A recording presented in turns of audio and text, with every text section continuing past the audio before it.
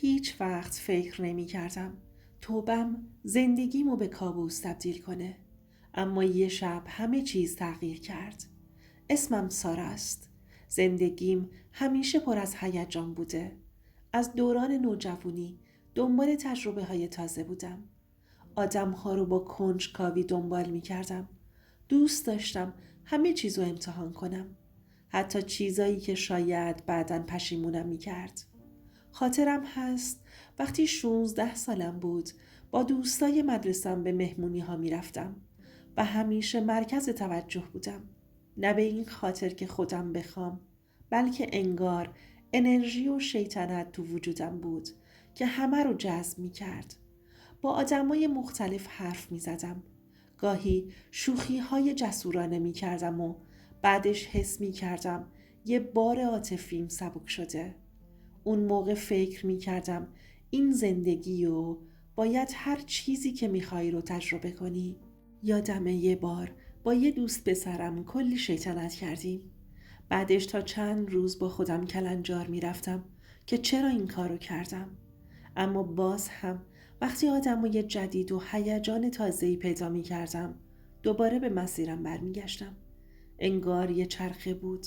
هیجان و پشیمونی و آرامش کوتاه. دوباره هیجان. وقتی وارد دانشگاه شدم زندگیم باز هم رنگ و بوی متفاوت گرفت.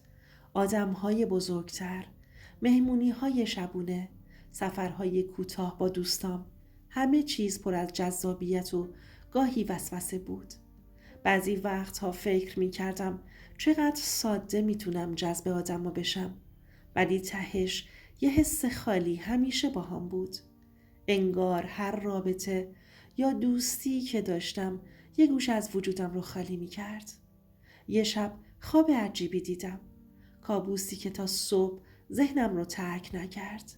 دیدم همه گذشتم جلوی چشم زنده شده.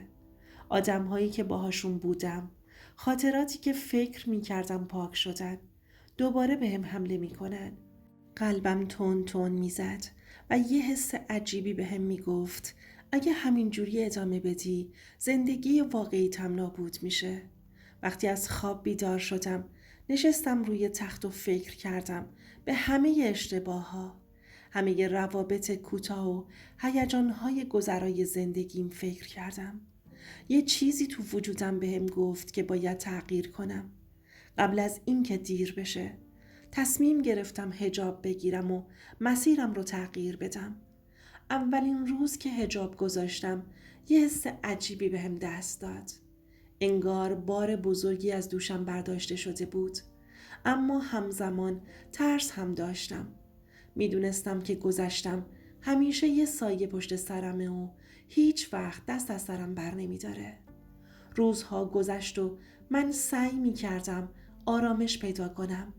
اما هنوز خاطرات گذشته، آدمایی که باهاشون بودم و اشتباهاتی که کرده بودم مثل یه سایه دنبال من بودن و نمیخواستم کسی بدونه که قبلا چه زندگی داشتم. تا اینکه یه روز همسایمون یه دختر مهربون اما کنجکاو منو با مردی به اسم امیر آشنا کرد. امیر آدمیه که ظاهراً ساده و محترم بود و هیچ ردی از گذشته من تو نگاهش دیده نمیشد. یه حس ترس و اضطراب داشتم، اما همزمان امید داشتم که شاید بتونم زندگی جدیدی بسازم. زندگی که پاک و درست باشه. وقتی با امیر بیشتر آشنا شدم فهمیدم که واقعاً آدم خوبیه. باهاش حرف می زدم و هر بار که می خندید دلم آروم می شد. اما هنوز یه ترس کوچیک داشتم. ترس از اینکه یه روز گذشتم لو بره و امیر باور نکنه که تغییر کردم. شبها وقتی تنها می شدم با خودم حرف می زدم و می گفتم سارا، تو میتونی درست بشی. تو میتونی یه زندگی جدید بسازی. و همین جمله یه جور امید بهم میداد. وقتی بعضی وقتها تو آینه نگاه می کردم خودم رو نمی شناختم. چشمهام پر از اضطراب بود، اما لبهام باید آروم به نظر می رسیدن. اینطوری بود که زندگی جدیدم شروع شد، پر از امید، اما با یه حس ترس دائمی که همیشه با هم بود. گذشتم پر از هیجان، پر از اشتباه و یادگاری های تلخ و شیرین بود. اما من تصمیم گرفته بودم باهاش روبرو بشم و مسیرم رو عوض کنم. بعد از مدتی تصمیم گرفتیم با امیر ازدواج کنیم. روز عروسی قلبم پر از اضطراب و در عین حال هیجان بود. میدونستم زندگی جدیدی شروع می کنم. اما ترس از گذشتم هنوز با هم بود. نمیخواستم هیچ کس، حتی امیر، رد پای گذشتم رو ببینه. اولین روزهای زندگی مشترکمون پر از شادی و لحظات شیرین بود. اما من یه راز بزرگ با خودم داشتم. برای بیرون رفتن و رفت و آمد در خیابون همیشه نقاب می زدم تا کسی منو نشناسه. حتی وقتی به خرید می رفتم یا با دوستان بیرون می رفتم نقاب رو از روی ترس از لو رفتم بر نمی داشتم. امیر فکر می کرد که همه چیز عادیه و من تنها آدمی هستم که دیده. اما هر بار که نگاهش می کردم یه حس ترس عمیق توی چشمام بود. میخواستم مطمئن بشم که گذشتم هیچ وقت راهی پیدا نمیکنه تا زندگی جدیدم رو خراب کنه. شبها وقتی تنها بودم به خودم میگفتم سارا، همه چیز درست میشه. فقط حواست باشه که رازت حفظ شه. اما هر چقدر تلاش میکردم ترس از لو رفتن همیشه با هم بود. بعضی وقتها حتی وقتی امیر خواب بود ساعتها روی تخت می نشستم و فکر می کردم اگه یه روز همه بفهمن چی میشه؟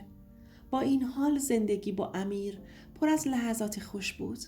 خنده ها، حرف ها و نگاه های عاشقونه‌اش باعث می شد کمی از ترسم کم کنم.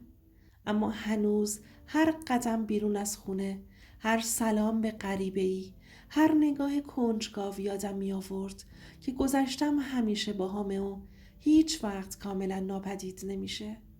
یه روز وقتی با امیر به مهمونی رفتیم احساس کردم همه نگاه ها به سمت من دوخته شده.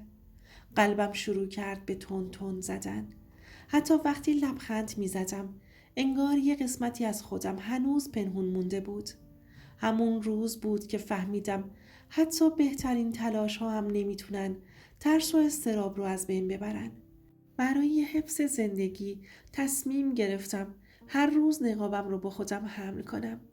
بعضی وقتها وقتی با دوستان بیرون میرفتم احساس میکردم زندگیم داره نصف و نیمه جریان پیدا میکنه. بخشی از من آزاد بود و بخشی هنوز زندانی ترس گذشتم. اما درونم یه امید کوچیک بود.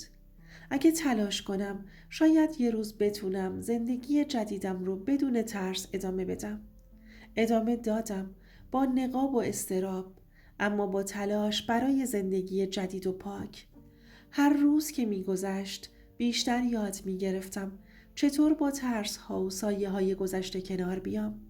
حتی اگه هنوز کاملا فراموش نشده بودن و اینطوری بود که زندگی با امیر ادامه پیدا کرد. پر از شادی و اضطراب، امید و ترس، لبخند و نقاب و آماده شدن برای روزی که گذشته دوباره سرک بکشه. زندگی با امیر شروع شده بود، اما من هنوز پر از ترس و اضطراب بودم. هر بار که از خونه بیرون می رفتم نقابم رو درست می کردم و سعی می کردم هیچ کس منو نشناسه. فکر می کردم این تنها راه حفظ زندگیمه، اما گذشته هیچ وقت دست از سرم بر نمی داشت. یه روز یکی از همسایه ها منو توی پارک دید و بدون کی هستم با دوستش دربارم صحبت کرد و ازم خواستن که باشون عکس بگیرم. من حتی نمیدونستم اون آدم عکس که میگیره میذاره تو فضای مجازی. اما یه حس بد بهم دست داد که سایه گذشته داره دوباره بهم نزدیک میشه. چند روز بعد امیر اولین پیام عجیب رو دریافت کرد. عکس هایی از من که فکر کرد فتوشاپه یا اشتباه فرستاده شدن. اون لحظه قلبم شروع کرد به تون زدن، اما سعی کردم آروم بمونم و هیچ چی نگم. کم کم شماره های مختلف شروع به ارسال عکس ها و پیام ها کردن. هر عکس از زوایای مختلف، مکان های متفاوت و با جزئیات دقیق بود. اول امیر باور نمی کرد و می گفت این نمیتونه واقعی باشه. حتما که فتوشاپه. ولی وقتی هر روز عکس جدید و پیام تازه‌ای می رسید، شک و ناباوریش کم کم جای خودش رو به یقین داد. بعضی عکس ها قدیمی بودن، بعضی ها جدیدتر از اون قدیمی، بعضی ها حتی از لحظاتی بودن که فکر می کردم هیچ کس اونجا نبوده. دیدن اون عکس ها برای امیر شوکه کننده بود و برای من ترسناکتر. می دونستم روزی می رسه که مجبورم با واقعیت روبرو بشم. هر روز وقتی امیر پیام ها و عکس ها رو می دید، سکوت سنگینی بینمون بود. نگاهش پر از سوال و شک بود و من می دونستم که هر بار که لبخند می زنم، اون لبخند واقعی نیست. حس می کردم گذشته داره کم کم زندگی منو تحت کنترل خودش در میاره. یه روز امیر با عصبانیت گفت اینا چی هستن؟ قلبم فرو ریخت، اما سعی کردم آروم باشم. گفتم امیر شاید اشتباه شده باشه. اما نگاهش بهم گفت که هیچ اشتباهی وجود نداره. عکس ها واقعی بودن و قابل انکار نبودن. اون لحظه بود که فهمیدم هیچ راهی برای مخفی موندن باقی نمونده. روزها میگذشت و شماره ها، پیام ها و عکس ها ادامه داشت. هر عکس جدید، هر پیام تازه، اضطرابم و ترسم رو بیشتر می کرد. حتی وقتی با امیر حرف می زدم قلبم می خواست فریاد بزنه. اما فقط سکوت می کردم. کم کم امیر فهمید حقیقت رو. شک و ناباوریش تبدیل به یقین شد. آخه عکس ها از مکان ها و زوایای مختلف بودن و هر بار جزئیات تازه‌ای رو نشون میدادن که نمیشد انکارشون کرد. نگاهش سرد و پر از سوال بود و من میدونستم که روزی میرسه که با من برخورد جدی میکنه. من با هر پیام و عکس جدید احساس میکردم دنیا داره کوچیک میشه و هیچ راه فراری وجود نداره. اضطرابم هر روز بیشتر میشد و میدونستم باید آماده باشم برای هر چیزی که دیگه نمیشد جلوش رو گرفت. اینجوری بود که زندگیم پر از ترس شد. گذشته من سرک کشیده بود و من نمیدونستم چه اتفاقی قراره بیفته. اما میدونستم یه چیزی قطعیه. هیچ چیز دیگه مثل قبل نمیشه. روزها گذشت و هر بار که امیر پیام ها و عکس ها رو میدید، سکوت سنگینی بینمون ایجاد میشد. نگاهش پر از شک و سردرگمی بود. من سعی میکردم با لبخند و رفتارهای مهربانانه آرامشش رو حفظ کنم، اما میدیدم که تلاش‌های من هیچ اثری ندارن. یه روز امیر با آرامشی سرد اما قطعی گفت سارا، ما دیگه نمیتونیم ادامه بدیم. قلبم یهویی ریخت. تلاش‌ها، اون نقاب، اضطراب‌های روز و شبم، همه چیز به باد رفته بود. احساس کردم دنیا روی سرم خراب شده، اما دیگه کاری از دستم بر نمی اومد. امیر مصمم بود و با وکیلش صحبت کرده بود و برام احضاریم فرستاده بود و اما مدارکی که داشت گذشته حقیرانه و ترسناک من در کمترین زمان ممکن جدا شدیم. این تجربه بهم یاد داد که گذشته هیچ وقت کاملا فراموش نمیشه. برای تغییر همیشه تضمین آرامش نیست، اما میشه با قبول واقعیت و روبرو شدن با پیامدها مسیر جدیدی ساخت. حتی وقتی امیر رفت و سکوت خونه عمیق‌تر شد، یه حس تازه پیدا کردم. میتونم از نو بسازم بدون اینکه منو محدود کنه. فقط باید با شجاعت با واقعیت روبرو بشم. اینجا بود که زندگی من وارد مرحله جدیدی شد.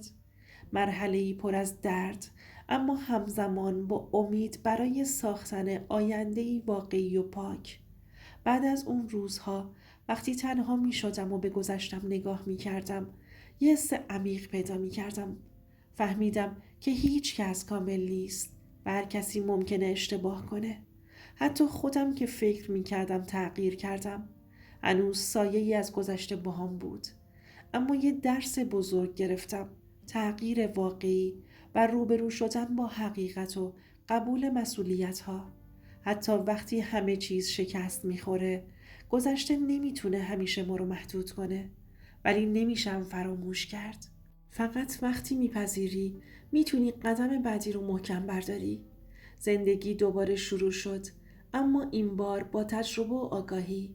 یاد گرفتم که اعتماد زمان میخواد و هیچ چیز به زور ساخته نمیشه و اینکه هر تصمیمی که امروز میگیری میتونه مسیر فردات رو بسازه یا خراب کنه. حالا از شما میخوام یه لحظه فکر کنید. اگه جای من بودید چی کار میکردید؟ یا اگه جای همسرم بودید میتونستید گذشته کسی رو ببخشید یا با اون روبرو بشید؟ خیلی دلم میخواد جوابهاتون رو بشنوم. دوستای عزیزم، اینم از داستان امشب. ممنونم از دوستانی که تا آخر این داستان با هم بودن و ممنونم که صبر کردید و گوش کردید. اگه این داستان براتون جذاب بود لطفاً لایک کنید و کامنت بذارید تا بدونم دوست دارید داستانهای واقعی و شنیده نشده بیشتری رو بشنوید و حتما سابسکرایب کنید و زنگوله کنارش رو فعال کنید تا با هم از زندگی‌های واقعی الهام بگیریم. هر داستانی یه تجربه داره و هر تجربه یه درس.